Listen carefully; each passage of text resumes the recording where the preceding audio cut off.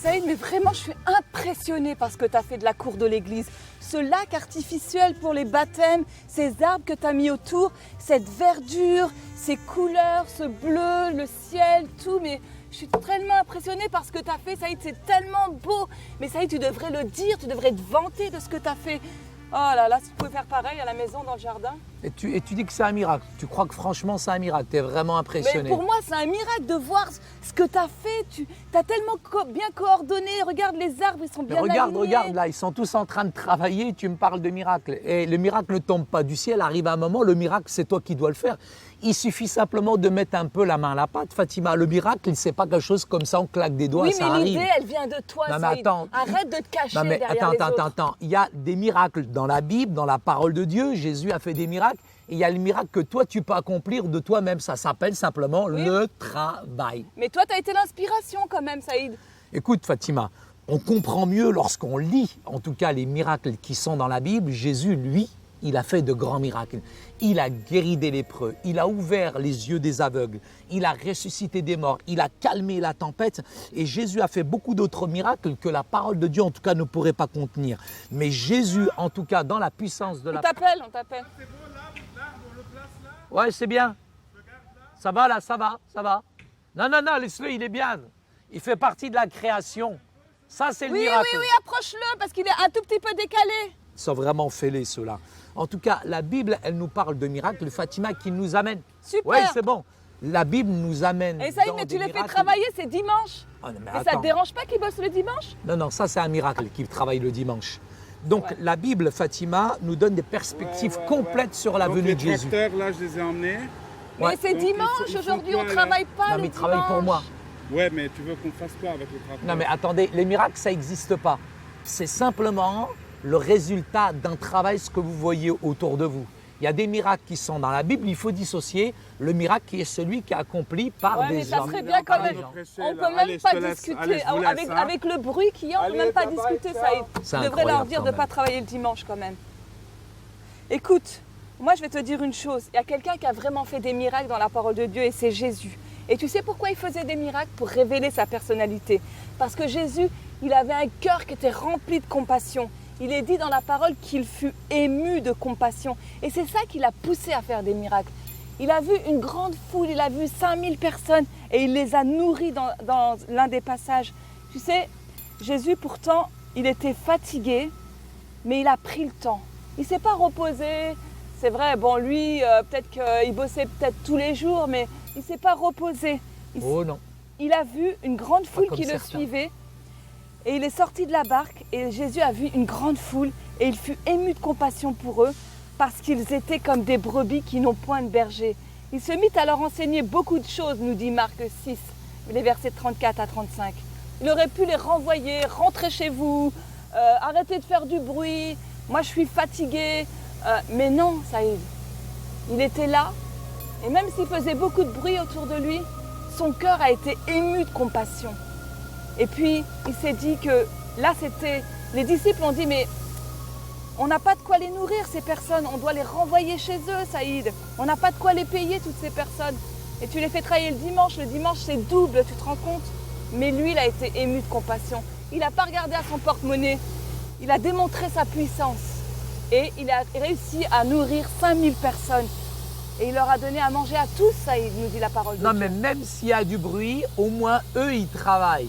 Et dans le travail, on accomplit quelque chose qui est un résultat. Et ce résultat que vous appelez le miracle, c'est tout simplement l'accomplissement d'un travail qui est bien fait. Et tous ces ouvriers que vous voyez autour, ils prennent soin de mon jardin, ils prennent soin de l'entourage, t'as dit mon jardin, c'est pas ton jardin.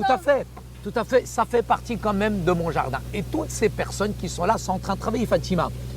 Jésus, le Christ Jésus, le Christ, Wallah, il a cassé la porte.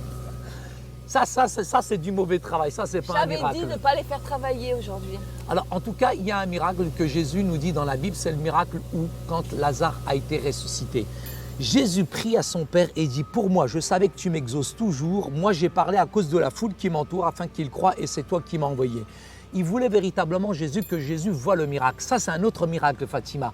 Jésus, qui est le Fils de Dieu, le Sauveur, est venu accomplir des miracles, pas pour impressionner les gens, mais pour simplement amener leur compassion, mais la conversion, pour que les gens croient qu'il est le Fils de Dieu.